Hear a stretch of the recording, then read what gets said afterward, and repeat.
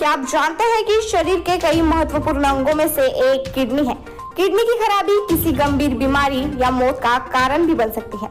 हमारे शरीर के बाकी अंगों के साथ साथ हमें किडनी के बारे में विशेष जानकारी होना बहुत जरूरी है, क्योंकि हमें किडनी को हमेशा स्वस्थ रखना है। आज हमें किडनी रोग के लक्षण, कारण और उपचार के संबंधित सभी महत्वपूर्ण जानकारियां देने के लिए हमारे साथ है नागपुर के प्रसिद्ध साबू हॉस्पिटल के डायरेक्टर और किडनी रोग विशेषज्ञ डॉक्टर राहुल साबू। तो आइए जानते हैं इनसे कि किडनी को कैसे स्वस्थ रखा जाए और अगर किडनी संबंधित कोई समस्या हो तो कैसे इसकी जांच और उपचार कराएं। हमारे इस प्रोग्राम के एक खास मुलाकात में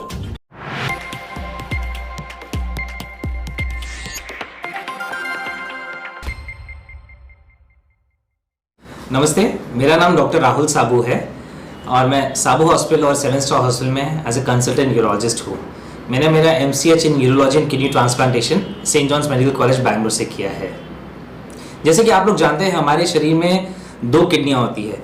इसे गुर्दों के नाम से भी जाना जाता है और इनका मेन फंक्शन रहता है हमारे शरीर में यूरिया, क्रिएटिन और नाइट्रोजन युक्त पदार्थ को एक्सक्रीट करने का।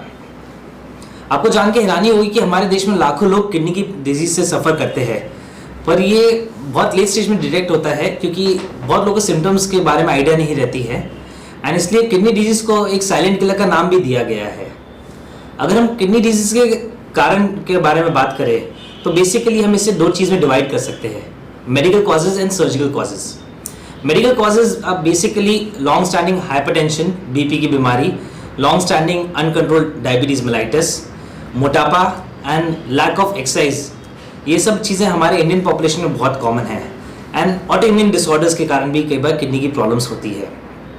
अगर हम सर्जिकल कॉजेज़ के बारे में बात करें तो मोस्ट कॉमन जो हमारी पॉपुलेशन में देखा जाता है वो स्टोन डिजीज़ होती है, किडनी स्टोन, यूरेटिक स्टोन।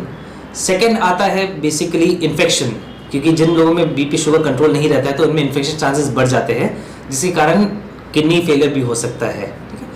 थर्ड बोलते हैं कंजेनाइटल एनोमलीज, यानी जो बचपन से हमारे शरीर में जो रचना होती है अगर उसमें कोई डिफेक्ट है, इसे कंजेनाइटल एनोमलीज बोलते हैं। जैसे pelvic ureteric junction obstruction, VUR होता है, ये ऐसे अलग अलग ऑब्स्ट्रक्शंस होते हैं। एंड चौथा जो होता है वो कैंसर्स के कारण होता है, bladder cancers, kidney cancers, cancers of the ureter. These are the most common causes of surgical causes of kidney failure. ठीक है, अगर हम साइंस एंड सिम्टम्स के बारे में बात करें तो सबसे कॉमनली हमें जो दिखाई देता है वो होता है पिटिंग इडिमा। ये यूजुअली हमारे पैर में सूजन के रूप में दिखाई देता है। अगर इंसान सुबह सुबह उठता है तो बाथरूम में जब जाते हैं तो उनकी आंखों के आजू बाजू उन्हें सूजन दिखती है, पेरिऑर्बिटल एडिमा इसे बोलते हैं, और ये भी किडनी के पेशेंट्स में दिखाई देता है। नेक्स्ट साइन एंड सिम्टम की हम बात करें तो उससे बेसिकली अर्ली वीकनेस, जो वीकनेस बोलते हैं, वीकनेस होता है, easy fatigability, these are the most common signs जो होता है। जी मचलाना, बार बार उल्टियाँ आना, फिर पेशाब की मात्रा कम या ज़्यादा होना, शरीर में बहुत खुजली होना एंड ये सब मेन कॉजेज है बेसिकली, एंड भूख कम लगना। अब बात आती है कि इसे डायग्नोज कैसे किया जाए। So basically this can be diagnosed by with the help of investigations, जिसमें ब्लड टेस्ट आती है एंड रेडियोलॉजिकल इन्वेस्टिगेशंस आते हैं। ब्लड टेस्ट में रीनल फंक्शन टेस्ट जो आता है that is very important, and जो रेडियोलॉजिकल इन्वेस्टिगेशंस आते हैं इसमें सोनोग्राफी आती है। तो हमें रेगुलर इंटरवल्स पे हमारा ब्लड किडनी फंक्शन टेस्ट कराना चाहिए और साथ साथ में सोनोग्राफी करानी चाहिए। एंड जिन लोगों की फैमिली में हिस्ट्री है उन लोगों को एक नेफ्रोलॉजिस्ट या यूरोलॉजिस्ट से रेगुलर फॉलोअप में रहना चाहिए। अब ट्रीटमेंट की बात आती है तो ट्रीटमेंट में मोस्ट इंपॉर्टेंट आता है आपका लाइफस्टाइल चेंजेस। अब लाइफस्टाइल चेंजेस में सबसे इंपॉर्टेंट आता है कि सबसे पहले हमें अपना BP कंट्रोल में रखना है। अगर जिसको BP की तकलीफ रहती है, शुगर कंट्रोल में रखिए, रेगुलर एक्सरसाइज कीजिए, अपने वेट पे थोड़ा सा कंट्रोल रखिए, अपने खाने में नमक की मात्रा कम कीजिए एंड एक रेगुलर फॉलोअप अपने डॉक्टर के पास रखिए। कई लोगों को ये भी डाउट रहता है कि हमें कितना पानी पीना चाहिए, तो फॉर अ नॉर्मल पर्सन हमें दिन में 1.5 से 2 लीटर पानी पीना that is enough for our body. इससे हमें किडनी के रोग हम प्रिवेंट कर सकते हैं।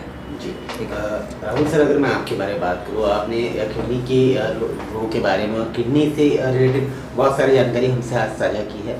मैं आपके बारे में जानना चाहूँगा, आपने बैंगलोर में अपनी स्पेशलाइजेशन कंप्लीट की है और आप आज नागपुर में हैं, तो किस तरह की सेवाएं आप नागपुर के लोगों को आपके प्रदान करेंगे? Okay. So we are working at I'm working at 7 Star Hospital and I'm working at Sabu Hospital also, and I am a visiting consultant at a few other hospitals also.